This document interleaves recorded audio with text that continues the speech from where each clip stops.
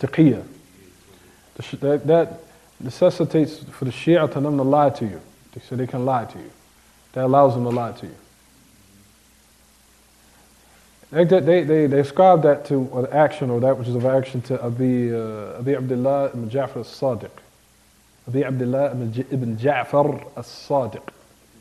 And he was a righteous individual. He's righteous, rahimahullah. If you find it, go back to the history of it. If you guys can find it on the internet, find it. Read a little bit of his history and what the Shia, what they do to try to flip in order to use it to justify why they lie. And I told you what Sha'bi said, right? Remember that other I gave you guys upon what Sha'bi said? What Sha'bi said, he was from the kibar of the greatest fathers of Ali ibn Abi Talib. Where he said that which is of the other of Sha'bi. He says, Wallah, he was talking to Imam Malik. He said, لو يعطوني رقابي.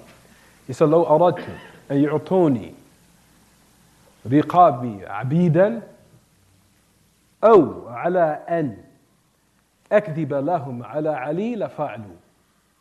والله ما كذبت عليه أبدا. تدل الأذر. He said, وهؤلاء أحمق من الخشبية. He said, ولو كانوا من الطير لكانوا رخما. ولو كانوا من الدواب لكانوا حمرا. ولو يملؤوني, that's the letter, يملؤوني بيتي ذهبا على أن أكذب لهم على علي لفعلوا. That's it. That's the other. But he said that which is of a Sha'bi. He said Malik. He said, these people wanted to give me their necks as slaves to me, or he's talking about the Shia or the Rawafid, or to fill my house up with gold on the condition that I lie upon Ali for them, they would do it. That's what Shaykh al-Islam mentioned in Minhaj al-Sunnah.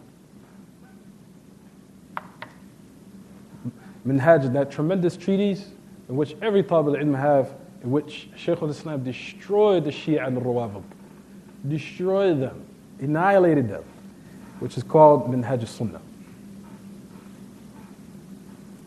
Minhaj al-Sunnah by Shaykh al-Islam Taymiyyah, which is a refutation, which is another refutation against those who say, we can't read refutations.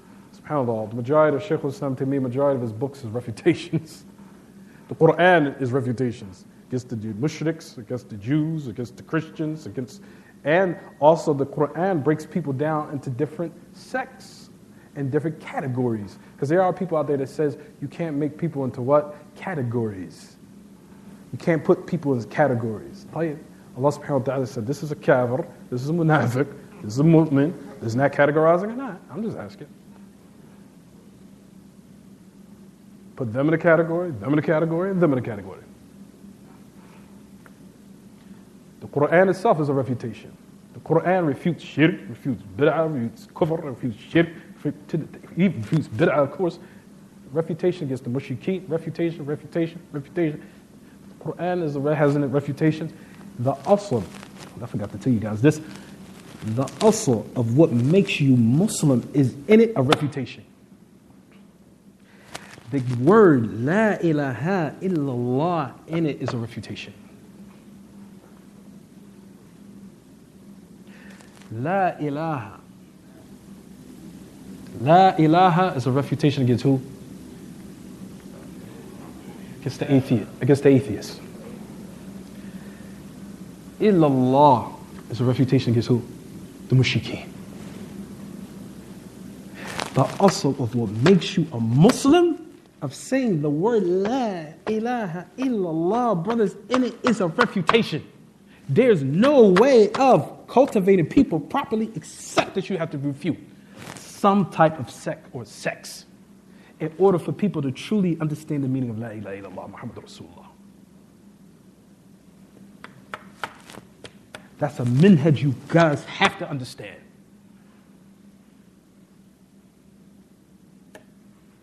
Understand, everyone? The meaning of La ilaha illallah, that just kalima itself in it is a refutation. There's no way you can cultivate people properly, understand Islam properly, except you have to go into refutations. There's no getting around it. Understand, everyone?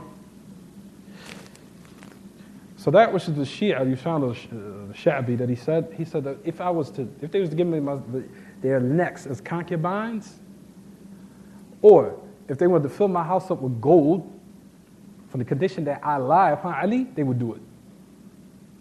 He said, وَهَؤُلَاء أَحْمَقْ مِنَ الْخَجَبِيَّةِ. He said they're more foolish, more stupid than that was of the Khajabiyya. He's talking about the Rawafid, Sha'bi. He said, Wallahi, I would never lie upon Ali. He said, these people were from, and he was given how dispraise, he was trying to dispraise them. So he's speaking to them in a most demeaning manner. He's talking about the Rawafid.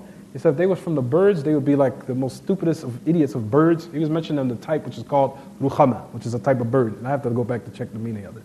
He said that if they was from that which is of beasts, of animals, they would be donkeys. Dispraise them, show how stupid they are.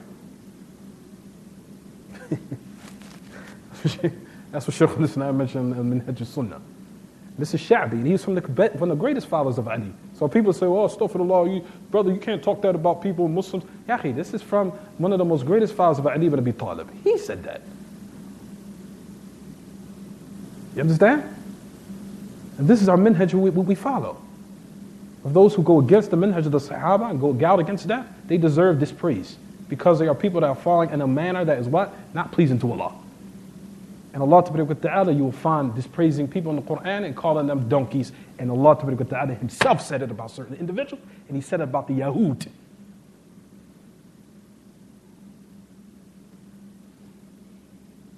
What's it? That was of the Yahud. What did he say? Allah subhanahu wa ta'ala says, Surah Al-Jumu'ah. What did he say? حُمِّلَ التَّوْرَاةِ ثُمَّ لَمْ يَحْمِلُوهَا إيش؟ كَمَثَلِ الْحِمَارِ يَحْمِلُ الْأَسْفَارِ. So Allah subhanahu wa ta'ala, you'll find the refutations that they will use to say, طيب, Allah subhanahu wa ta'ala, you're trying to say here using bad language? Allah subhanahu wa ta'ala describes some people being like kelb, like a dog. As Allah subhanahu wa ta'ala says, فَمَثَلُهُ كَمَثَلِ الْكَلْبِ إِن تَحْمِلْ عَلَيْهِ يَلْهَثْ أَوْ تَتْرُكُهُ يَلْهَثْ ذَلِكَ مَثَلُ الْقَوْمِ الَّذِينَ كَذَّبُوا بِآيَاتِنَا فَقَصِصِ الْقَصَصَ لَعَلَّهُمْ يَتَفَكَّرُونَ. Talking about those who left out the revelation, left out the proper guidance. He said their example is like the dog.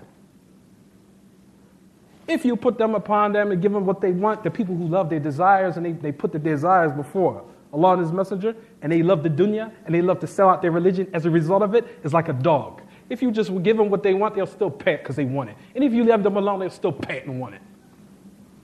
That is the example of the ones who belied our signs. Tell to them these stories in order for them to reflect. طيب, Allah subhanahu wa ta'ala is using bad language. That's what you want to say? And dispraising anyone who what? Who left off the tariqah of the Sahaba, the companions of the Prophet ﷺ, deserves this praise. Understand, everyone? Deserves this praise.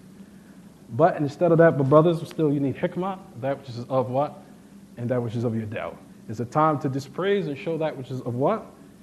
Shiddah, being that which is stern, and there's a time for that which is of what?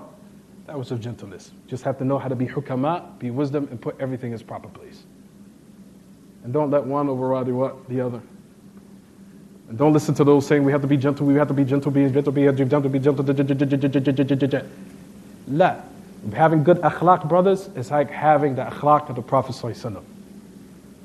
Sometimes the Prophet ﷺ was gentle, sometimes the Prophet ﷺ was what? Stern. You understand, everyone? And that's perfect akhlaq. When you gather between everything, you have middle course, and you have that which is a moderation with everything, and being hakeem, and knowing when to put everything in its proper place. And that's having good akhlaq. You understand, everyone? For a person being nice when it's time to be stern is having bad akhlaq. I'll say it again.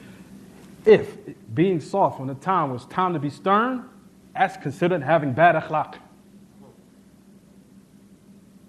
Compromising your religion when you're being nice and gentle and compromising and we got to be gentle. That's bad akhlaq.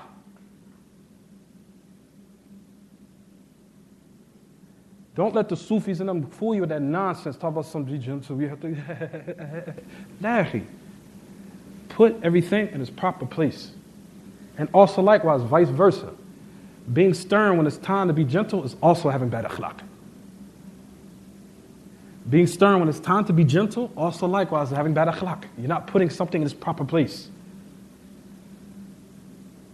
You have to learn how to be hakeem, brothers, and know when to put everything in its proper place. And don't let one override the other. That's being hakeem. Not putting something in its improper place. You understand, everyone? Stay away from the idiot Sufis, Ikhwanis. Stay away from them, brothers. Please. They will mess you up. Be glad that you have a Salafi masjid, you have a Salafi administration, and inshallah you have a Salafi imam. He was trying to be upon Salafiyya. You understand? Be glad you guys leave off the Ikhwanis. Also, brothers, as a guy back to me, brothers keep wanting to marry Ikhwani sisters. Leave them off. Alhamdulillah, you have Salafi sisters. Marry the Salafi sisters and you'll free yourself from the problems. You understand? We have a lot of Salafi sisters out there that need to be married. Marry them. Okay, brothers? Because I hear somebody in our community say there's probably, she likes Shaykh al-Islam to the end of it. We say, okay, brothers, just marry Salafi sisters, free yourself from problems. هذا وصلى الله وسلم وبارك على نبينا محمد وعلى اله وصحبه